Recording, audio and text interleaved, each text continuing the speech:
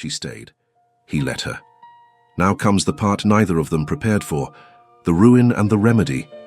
Part 2. 2 days. Elowen stood looking at the closed door, long after his footsteps had faded down the corridor, present, and then not, like smoke dispersing in cold air. The tea in her cup had gone lukewarm. The morning light came through the east window, at the oblique angle she had learned to dislike in the first days, because it offered nothing resembling warmth, and had since learned to tolerate because it was the only light this room possessed. She went to the window. The garden below was sheeted in a thin layer of frost, not the accumulated weight of a serious snowfall, but the first kind, the kind that arrived before dawn and refused to yield even when the sun made tentative arguments against it. The dead flower beds, the stripped hedges, the fountain drained for winter. Everything wore the aspect of things that had decided to wait. That had made a practice of patience as a form of survival. 2 days, she repeated to herself, not as a countdown, as a fact. The knock had been Gideon's. She had learned the pattern, 3 beats, firm, evenly spaced. The knock of a man who had not been accustomed to asking permission, but who had learned over the course of this particular week that courtesy was the only language she would accept from him. He had entered, stood in the doorway for a moment, and said 4 words she was still processing. "We need to speak. Today." He had not said when. He had not said where. He had simply closed the door with the excessive care of a man containing a larger impulse, and gone. Elowen pressed her forehead briefly against the cold glass of the window. The cold was useful. The cold was clear. She knew what was coming. She felt it in the weighted quality of the air, in the way the servants had been avoiding her eyes in the corridors since yesterday morning, in the absolute absence of Lady Philippa, who had departed at first light like a fulfilled warning, her lacquered black carriage rolling down the drive before Elowen had finished dressing, leaving behind only the lingering impression of rigid disapproval and expensive perfume. What she did not know was which direction the conversation would fall. Gideon Norwood was a man constructed for refusal, trained in it. He had spent 13 years building an interior architecture of rejection, rejection of proximity, of being seen, of permitting anything living to reach him. She had spent 6 days dismantling that architecture, 1 stone at a time, and now he was standing at the edge of something, and she did not know whether he would step forward or retreat.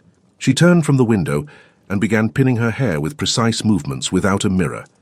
She had learned this at 17, when the looking-glass in the room she occupied at the Harwicks had been cracked and no one troubled to replace it. Fingers as instruments, memory as guide. The sage-green dress was clean. The buttons were fastened. She was ready. The question was, ready for what? He was in the library. She knew before she opened the door. The smell of strong coffee and old paper, the strip of warmer light beneath the threshold. When she entered, he was standing before the 2-story window, not in the posture she had learned to associate with his moments of defense. Shoulders squared, chin fractionally elevated, his body arranged as a barrier, but in something different. More open, more exposed, in a way she doubted he recognized in himself. His hands were clasped behind his back. "I took your time," he said without turning. "I came when I was ready." She closed the door behind her and stood in the center of the worn Persian carpet, which she had learned to love because her bare feet knew it from 3 nights of insomnia. "You said we needed to speak." "Yes." A pause. "I received a letter this morning." He turned. There was something different in his face, not in the features, those remained unchanged, angles that might have been carved by someone with a talent for severity and a personal grievance against softness. It was something in the eyes. That winter quality she had learned to read as watchful, measuring distances, calculating shelter, had shifted. Still winter, but a different kind. The kind that precedes the thaw. "From the king?" she asked. "From the king's council." He crossed the distance between them with slow, deliberate steps and stopped 2 yards from her. He withdrew a letter from his coat pocket and extended it. "Read it." Elowen took the paper. Her hands did not shake, which she considered a modest victory. She unfolded it and began to read. Her eyes moved down the lines with the speed of someone trained to absorb information before reacting to it. When she reached the end, she read the 2nd paragraph a second time, then a third. Should the union not be solemnized by the evening of Monday next, His Majesty considers the Carrawick lands formally reverted to the Crown, with all tenancy agreements and lease contracts voided with immediate effect. Inhabitants of the affected properties will be afforded a period of 30 days in which to vacate. She lowered the letter. 30 days, she said. It was not a question. 416 people. His voice was controlled with the kind of care that revealed, precisely because of the care, what it cost him. Families, children born on those lands, men who have worked those fields for the same years I spent in London refusing perfectly acceptable women at perfectly acceptable dinner parties. You knew this was the risk when I arrived. I knew. He turned slightly, and for a moment the window light caught him at an angle that exposed the exhaustion that had settled into him, not the tiredness of a poor night's sleep, but the accumulated weight of 13 years of vigilance. I thought I might find a legal precedent. Lord Hargrove assured me. There isn't one. She returned the letter. I checked last week. I spent an afternoon with your legal collection.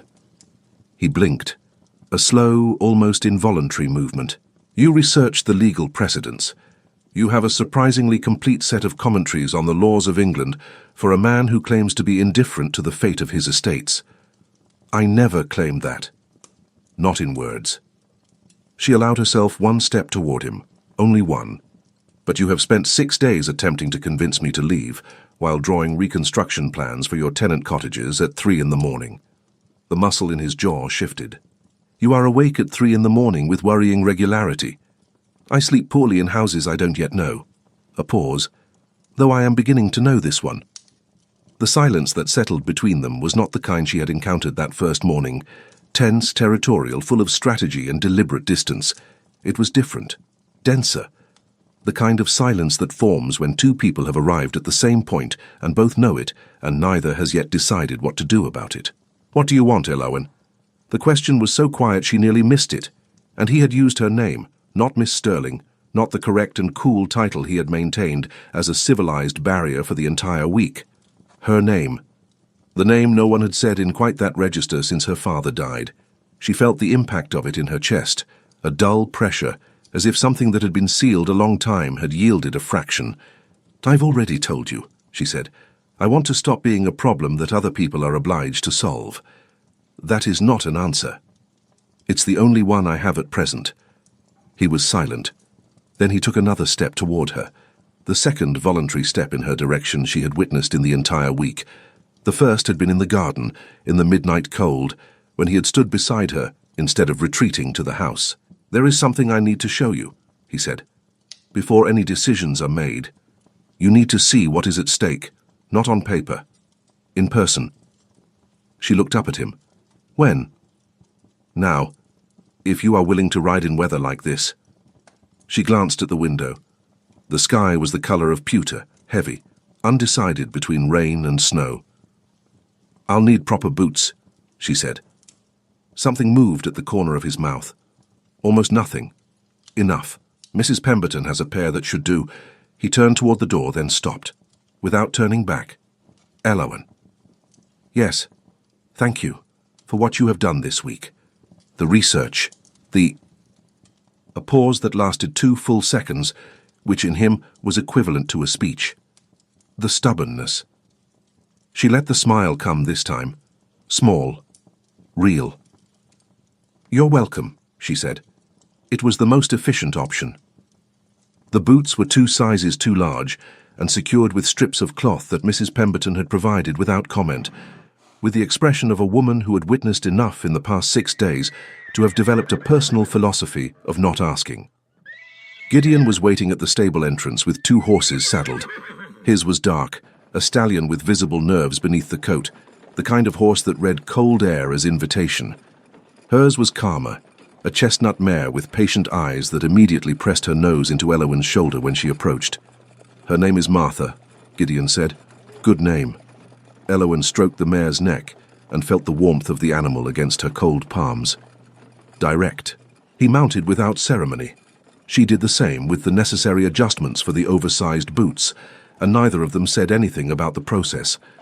They set out down the main drive and turned east before reaching the gate, following a path that descended along the rear slope of the property, a path Elowen had not seen before, unmarked on any of the library's estate maps, narrow between two rows of oaks that winter had reduced to silhouettes.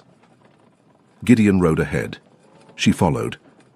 The silence between them was different from the silences of Carriwick Hall. Out here it had room.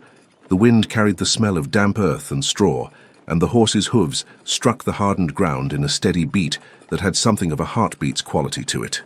After 15 minutes of descent, the path opened. A village, small, 12 houses, perhaps 14, most of them trailing smoke from their chimneys. A blacksmith's fire she heard before she saw it.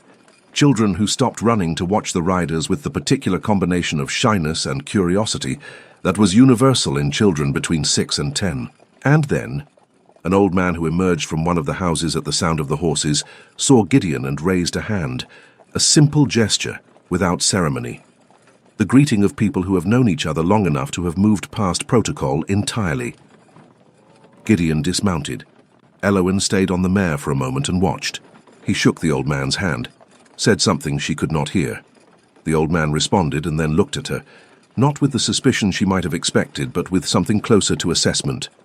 A silent question. Gideon turned. "This is Thomas Anwyl." His voice carried no particular inflection, but she had learned to read what lived beneath the absence of inflection. "His family has worked this land for 5 generations." Elowen dismounted. The oversized boots landed on the stone path with a sound that was considerably less graceful than she would have preferred, and she ignored this entirely. "Miss Sterling," said Thomas Anwyl, in a voice that sounded like old timber. Resistant, the kind of voice that had weathered a great many things and expected to weather more. "The Duke said there'd be a lady coming." "Did he say anything else?" she asked, a spark of something in the old man's eyes. "Said she was stubborn as October." She looked at Gideon. Gideon was looking away, at the houses, at the smoke rising from the chimneys, with the expression she was learning to read correctly now. Not blankness, not deflection. Something he had not yet discovered he was allowed to call by its name. The expression of a man who loved something and had not yet worked out that he could admit it. "October is persistent," she said to Thomas. "It's an underrated quality." The old man produced a short, dry laugh and went back inside, and they stood there, the two of them, in the cold that was in the process of deciding to become snow, in the middle of a village that had existed for generations and would exist for generations more, provided two strangers decided it was worth the trouble. "You know them all," she said. It was not an accusation. "I grew up here." He was still looking forward. "Not at Carriwick Hall here. My mother died when I was 7, and my father took my younger brother to London and left me with the estate manager. For 2 years. A pause. "Thomas taught me to ride. His wife taught me to read the weather by the smell of the wind." Elowen said nothing. There were things that did not require response, that simply required receiving. "When the king's decree arrived," he continued, "my first instinct was the same as always. Refuse. Protect myself from whatever was coming." He finally looked at her, and the weight of that look was different from every look he had given her this week, direct without the shield. "But I cannot separate my refusal from them, not this time." "You don't have to," she said. He frowned slightly. "What do you mean?" "I came," she said slowly, choosing each word with the care of someone who understood that they mattered. "Not because the king commanded it, not because I had no alternative, though it is true that I had very few. I came because when I read that decree, I understood there was a person in the world who needed someone who would not leave when things became difficult." She held his gaze. "And I needed exactly the same thing." The silence that followed was the longest of the entire week. The snow began, not heavily, just those first diagonal flakes that seem more like snow testing whether the world is prepared to receive it. "I'm not easy," he said finally. His voice was rough in a way she had not heard before. "I know." A pause. "Neither am I." Something changed in his expression. It was not dramatic. It was not the kind of change that would be set to strings and filmed in slow motion. It was small, a line that yielded somewhere around his eyes, a shoulder that dropped half an inch, the accumulated result of 13 years of held tension finding for the first time, a seam. "There is one considerable difficulty," he said. "Only one, the most pressing." He looked at the sky, which was beginning to snow with genuine intent. "I don't know how to do this." She understood he was not speaking about the marriage. "Neither do I," she said. "But I am reasonably good at learning while I go." He extended his hand, not his arm, not the formal gesture of the century.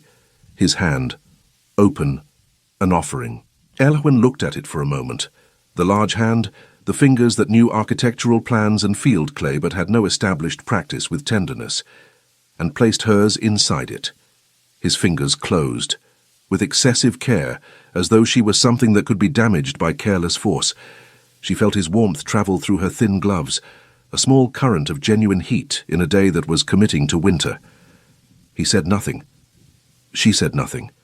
The snow fell between them and over them, and neither of them moved.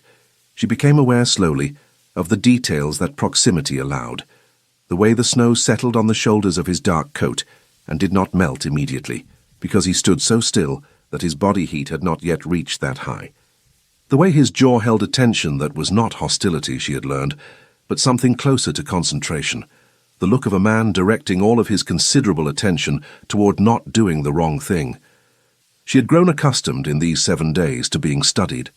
She had spent 3 years being overlooked, at dinner tables, in drawing rooms, in the narrow hallways of houses that tolerated her presence the way one tolerates a draft, and the experience of being looked at with genuine attention was something she was still learning how to receive without bracing against it. His fingers were warm around hers, warmer than the gloves alone could account for. She thought about what Thomas had said, stubborn as October, and realized that Gideon had told an old man about her before he had told her anything, that somewhere in the days of deliberate silence and closed doors and meals delivered on trays, he had been talking about her, thinking about her in terms specific enough to produce a description. Something about that landed in her chest with a quiet weight she had not anticipated. "I have a question," she said. His thumb moved slightly against the back of her hand. Not deliberately, she thought, the reflexive movement of someone adjusting to the reality of contact. "Ask it." "The architectural drawings," she said. "The plans for the West Row cottages. I counted the rooms. You redesigned them with more space than strictly necessary for functional tenancy housing." A pause. "The current structures are inadequate. The walls do not hold heat. 3 families had children ill last winter." "I know." She turned to look at him fully. "I am asking why you added the window alcoves, the additional rooms off the main floor. Those are not repairs. Those are—" She searched for the correct word. "Intentions." He looked at her for a long moment. The snow continued between them, indifferent and soft. "I drew what I would have wanted," he said finally. "When I was here, at 7. A beat. A place to put your things that belong to you and no one else. A window that was yours." Erwin felt the exact moment something shifted in her understanding of him. Not what he said, but the fact of it, that the plans on that desk were not an estate manager's efficiency exercise. They were memory, translated into geometry. A boy who had been left behind designing, from the distance of adulthood, the home he had not had. She did not say any of this. Some things were better received in silence. "They're very good drawings," she said. He looked at her with the expression she had begun to think of as his real face, not the careful blankness, not the managed distance, but this, a man slightly off balance in a way he had not expected, and choosing against every trained instinct not to correct it. "Thank you," he said. The snow settled on her hair. Neither of them suggested moving. The snow made its decision at dinner time. Ilawan knew it by the sound. First the transformation of rain into something slower, softer, more deliberate against the glass. Then by the quality of silence that settles when snow covers the world. A silence with texture and weight, different from every other kind of silence that Carrowick Hall had taught her this week. She was in the library. It had not been a plan. It had been instinct, pulling her through the corridors after dinner. The first dinner she had taken in the main dining room, at a mahogany table built for 20 with only 2 place settings, separated by a distance that was statement more than necessity. Gideon had arrived 7 minutes after her. He had looked at the 2 settings. He had quietly directed Thomas, the footman, not the tenant, to move the second setting to his end of the table, closer to his. He said nothing about it. Neither did she. They had eaten in a silence that was different from the silences before. This one had the quality of a truce in it, of mutual acknowledgement of shared ground. Now she sat with her feet folded beneath her on the velvet armchair she had discovered in the library's least illuminated corner. Least illuminated because the candles reached it last, but also the corner where the carpet was thickest and the fireplace, for some convective reason she had never fully worked out, delivered the most heat. The book in her lap was a botanical treatise, open to an illustration of medicinal plants from North Wales, which she was studying without specific purpose, simply because her eyes needed somewhere to rest. The door opened. She did not turn. She knew the footsteps. "You are not in your rooms," said Gideon. "An accurate observation." She turned a page. "I am also not in the kitchen, the stables, or on the roof, should you be conducting an inventory." The silence that followed had a smile inside it. She didn't see it as she wasn't looking, but she felt it. She heard him move, not toward the door. Toward the armchair on the other side of the fireplace, the one he had occupied 3 times this week. Always as though by accident, always with a book or documents as pretext.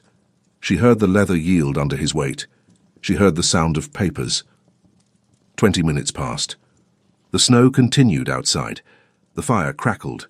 The long case clock in the corner marked the minutes with a patience that was almost philosophical. "There is something I need to tell you," he said. She looked up from the botanical. He was looking down at what was in his lap, the reconstruction plans for the tenant cottages. She recognized the draftsmanship from across the room, but his expression was not on the plans. It was somewhere the plans were merely a pretext for reaching. "Go on," she said.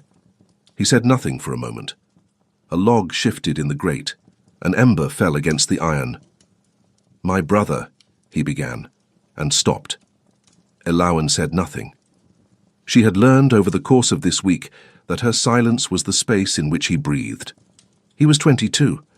The voice was flat in the way that is only possible when someone has practiced flatness over a very long period. "I was 30. I should have—" There were signs. He had not been well in the months before. I could see it, and I told myself it would pass. That it was youth. That it was— He stopped. Started again. It was I who invited him to the estate that night. There was a hunt planned for the following morning. He rode as though he'd been born in the saddle, but that night the horse shied at something and the slope was— "Gideon," she said. He stopped. "You don't have to finish," she said quietly. "I know enough, and enough is this. It was not your fault." "You don't know. I know you have spent 13 years believing that it was." She closed the botanical treatise, and I know that belief was useful to you at a certain point because it made the isolation a necessity rather than a choice. A pause. But it isn't true, and I think some part of you is beginning to understand that. He went very still. The snow outside intensified. She could feel it, not in any sound because snow makes none, but in the deepened quality of the quiet it produced, as it covered everything. "How do you know these things?" he asked finally. Not hostility. Genuine puzzlement, the kind that belongs to a man who has built walls high enough to have forgotten that there are views from the other side. "Because I did the same," she said. "A different version. 3 years convincing myself that my circumstances were a punishment I deserved for something I hadn't yet identified." She raised her chin slightly. "It took time to understand that it was simply bad luck, and that bad luck is not character." He looked at her. The long, searching look she had learned to distinguish, not the assessment of the first morning, the one that measured threat and strategy. This one was looking for something different. This one was trying to confirm something it had nearly decided was true. "You are—" He stopped, started again. "I was not expecting you." "I know." She allowed a small pause. That made everything considerably easier. "How so? If you had been expecting someone, you would have had time to prepare the appropriate defenses." She tilted her head slightly. "I arrived before there was time to build them." The smile that crossed his face was small, quick, and entirely unguarded, the kind that appears before a person has time to decide whether it should.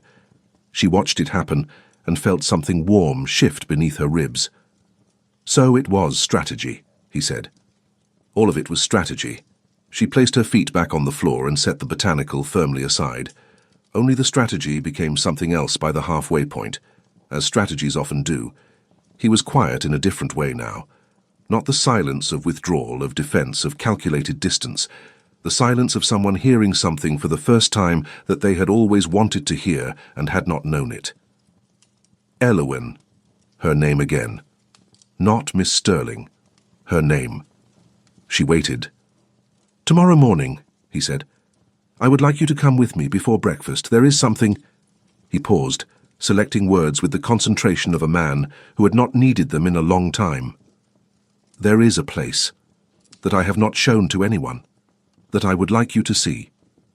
She understood that this was the most he could offer in this moment. Not a declaration, not a promise. A place. A fragment of himself that he had kept alone long enough to have half forgotten it could be shared. "Yes," she said. Simple. Unconditional. Something in his face yielded another fraction, those lines around his eyes that she had learned to read as a map of what he would not say. "Good," he said. "Good," she replied. And they returned to their books and their plans, and the snow continued outside, and the fire continued within, and the clock continued counting the minutes of that last evening before the second-to-last morning.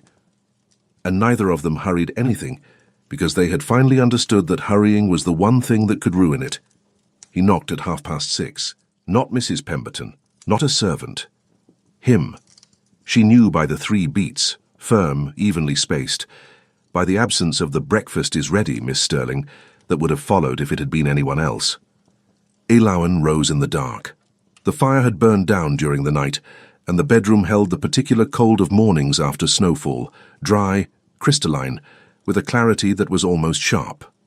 She dressed quickly in the warmest things she owned, which were not warm enough but were everything she had. She put on her own boots, not Mrs. Pemberton's, her own, dry for days now. When she opened the door, he was in the corridor, dressed for riding, his heaviest coat, dark leather gloves. He was holding a wool coat, not his current one. She registered the different cut, which he extended toward her without ceremony. "Whose is this?" she asked. "Mine. It's large. It will do." She pushed her arms into it. It was enormous on her, the sleeves falling past her wrists, the shoulders dropping. It smelled of cedar, and beneath that, the scent she had learned over the past week to associate specifically with him, something between cold wool and earth, and the particular quality of air that exists in rooms with many books and insufficient artificial light. He said nothing about how it looked on her. She said nothing about how it smelled. They left. The world outside Carriwick Hall that morning was a beauty that was almost painful. Fresh snow over everything, not the accumulated depth of a serious storm, but the first snow, the kind that covers the world in half a foot of untouched whiteness that has not yet been walked upon. The garden shrubs were soft, rounded mounds. The drained fountain wore a crown of ice at its edges.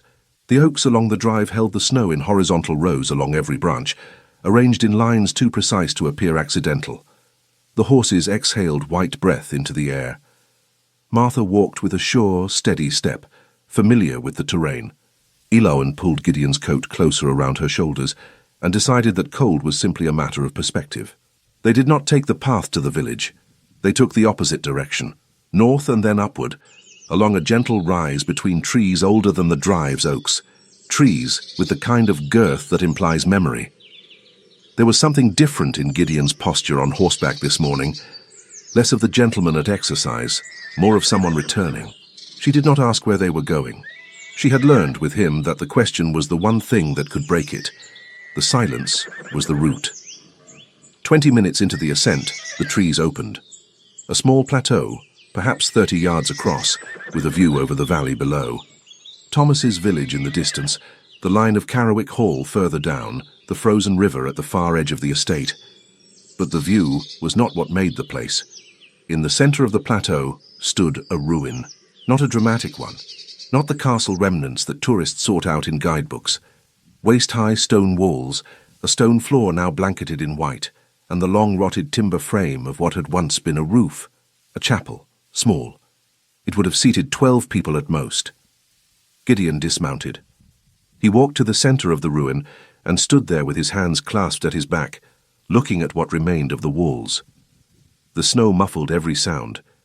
The only noise was the low wind moving through the gaps in the stone.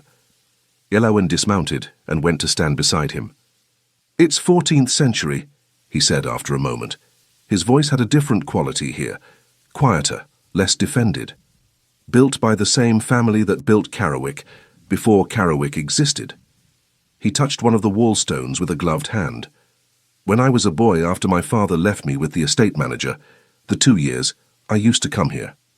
A pause, not for any particular reason, simply because it was a place that only I knew. She stood beside him and looked at the stones. "And after?" she asked. "After the 2 years. My father came back for me, took me to London." His fingers rested against the stone. "Daniel?" And the name came out differently from other words, as if it came from somewhere deeper. Daniel never knew about this place. It wasn't his. It was yours, Ma, she said. Yes. The wind moved between them. Elauwyn felt the cold against her cheekbones, against the backs of her hands, where the gloves did not quite reach. "Why are you showing me now?" she asked. He took a moment before answering. "Because," he said with the slowness of someone articulating a thought that existed before any words had been found for it, "I am tired of keeping things to myself, as though they were safer for being only mine." He turned to face her. "And because you have seen nearly everything else this week, and it seemed right that you should see what remained." Elauwyn looked at him. The winter morning light was hard and clear and honest, the kind that forgives nothing, and therefore reveals everything. She could see the lines of exhaustion, the strong line of the jaw she had learned to read like text, and beneath all of it, beneath 13 years of carefully constructed architecture, the shape of a man who had not yet discovered that he was not required to be a fortress. "Gideon," she said. He waited. "You don't need to give me places to make me stay," she said. "I am already staying." Something moved across his face. It was not dramatic. It was not visible from 10 yards away. It was a millimeter around the eyes, a fraction of tension leaving his shoulders. He raised his hand, slowly, deliberately, with the excessive consciousness of a man who was not given to impulsive gestures, and touched her face with the back of his gloved fingers. Just that. The lightest possible contact against her cheekbone, as though he were verifying that she was real. She did not move. Her heart was pressing against her ribs with a persistence that bordered on uncomfortable. She felt the warmth of his fingers through the leather.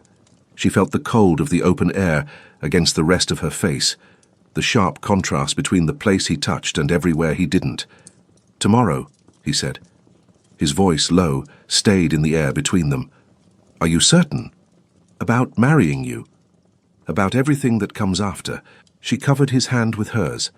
She felt his fingers go still for a second. Surprise, she recognized, the surprise of someone who extends an offering and does not expect it to be received. "I am more certain of that," she said, "than of anything in the past 3 years." The silence that followed had a different quality from all the silences of the week. It was the silence of something that had ended, and of something else that had no name yet, but already had a shape.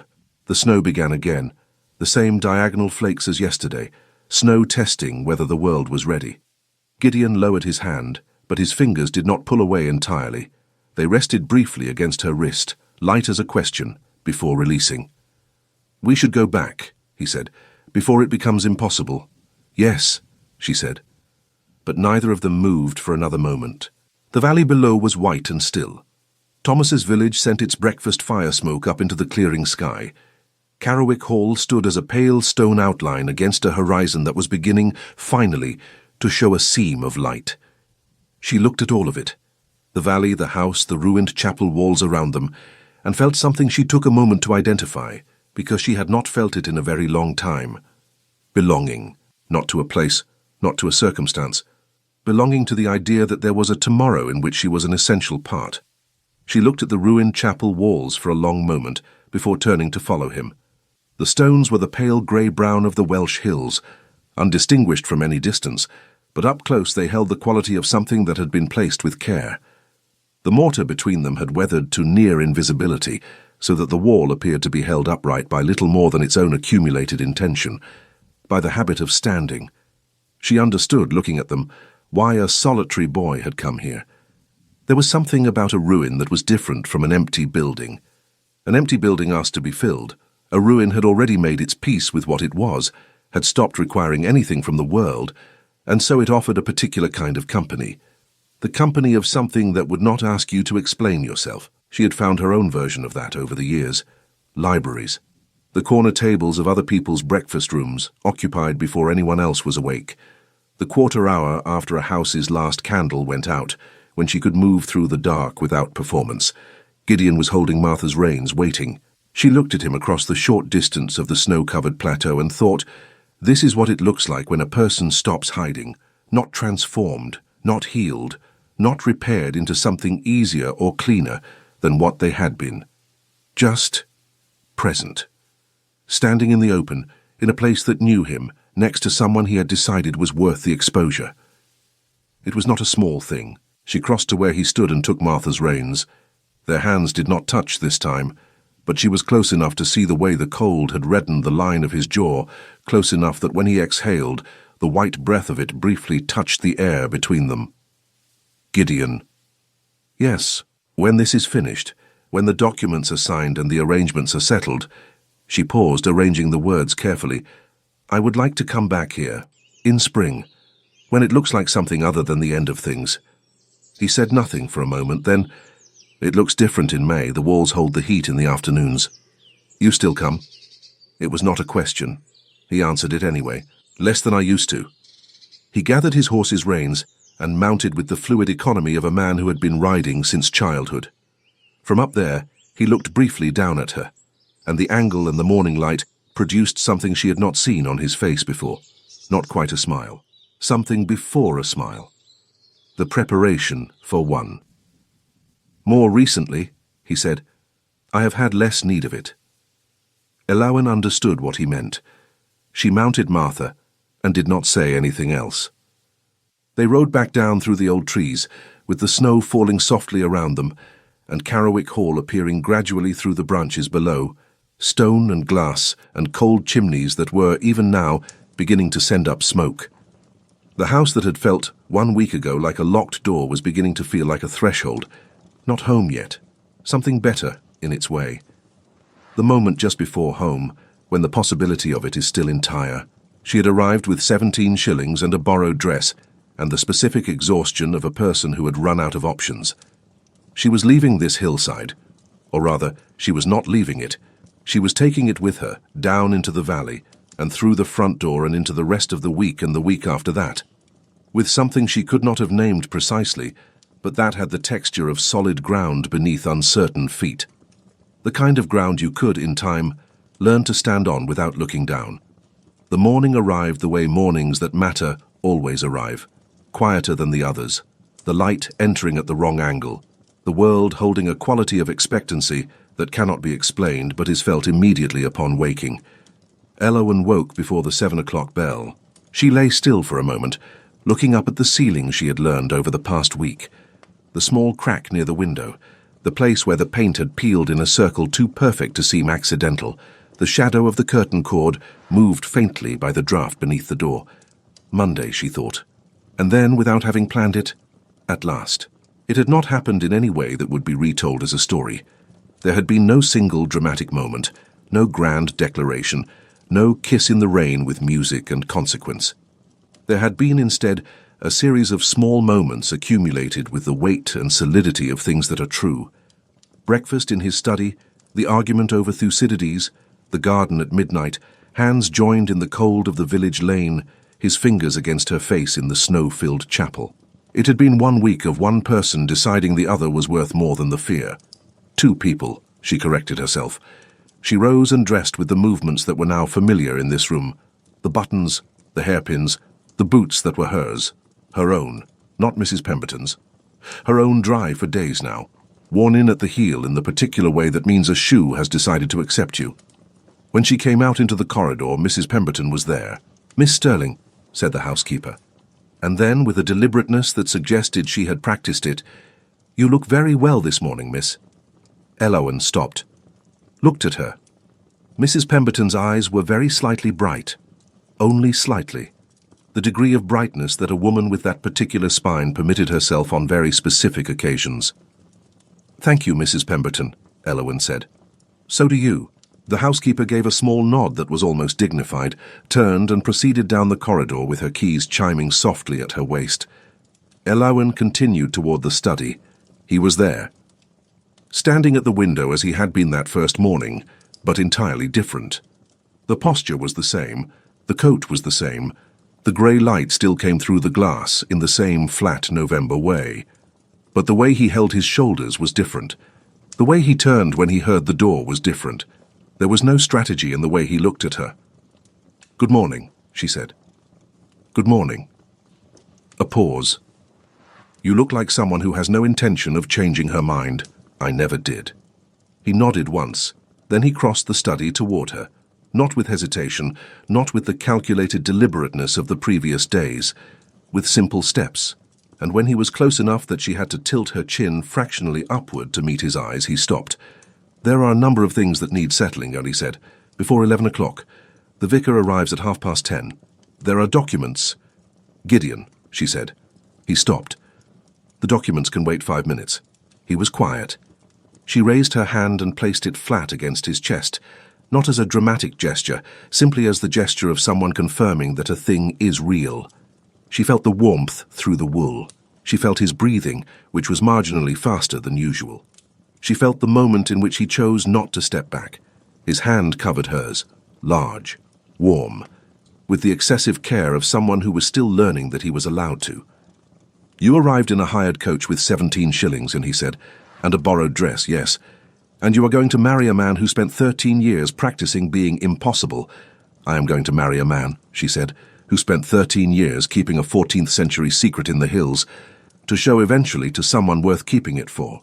Something broke in his face. Not with grief, with something different. The opening that appears when something that has been closed too long finally finds a reason not to be.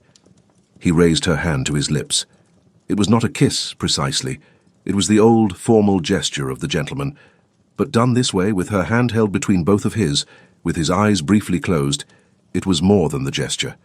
It was the form he had found to say what he did not yet know how to say in words. She felt the warmth of his lips through her gloves. She felt something settle inside her chest, the way a stone finds its place in the bed of a river and does not move again. "Well," she said, when he released her.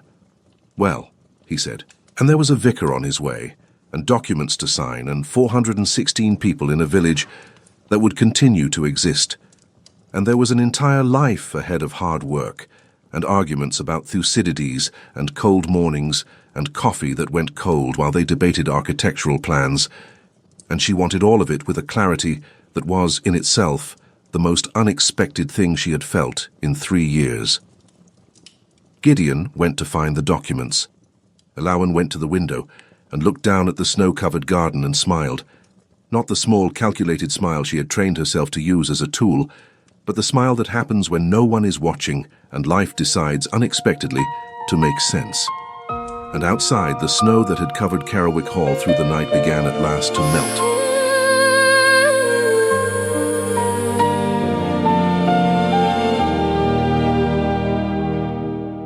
There was silence in the hallway where your footsteps used to fade, and I stood between the shadows of the choices we had made. You were built of quiet distance. I was made to disappear, but somehow in the coldest place you chose to let me near. No promises, no grand design, just two hearts learning time.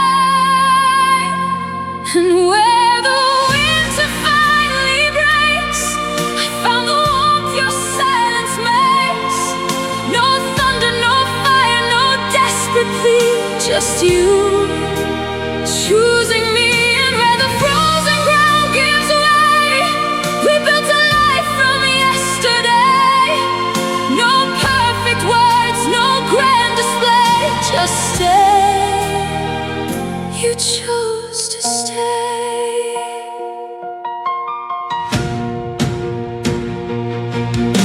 You showed me all your ruins, the ones you kept alone.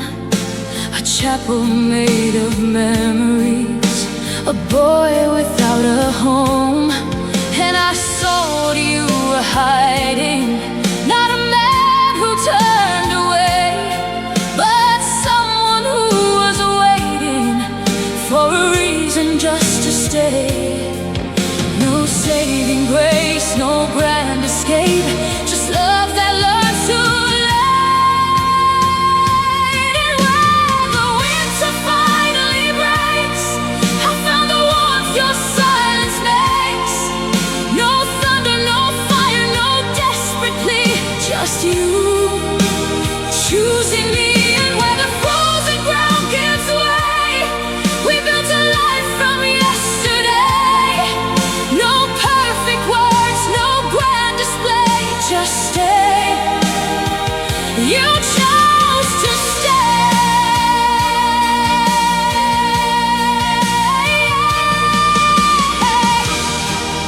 Not a story told in flames, not a love that screams your name, but in the quiet, in the snow, you held my hand and didn't let go. And where the winter finally breaks, I found the life your heart remakes. No crowns, no wars, no destiny, just you and me. And when the morning finally came, nothing felt the same again. No fear left standing in the way. You stayed. You stayed.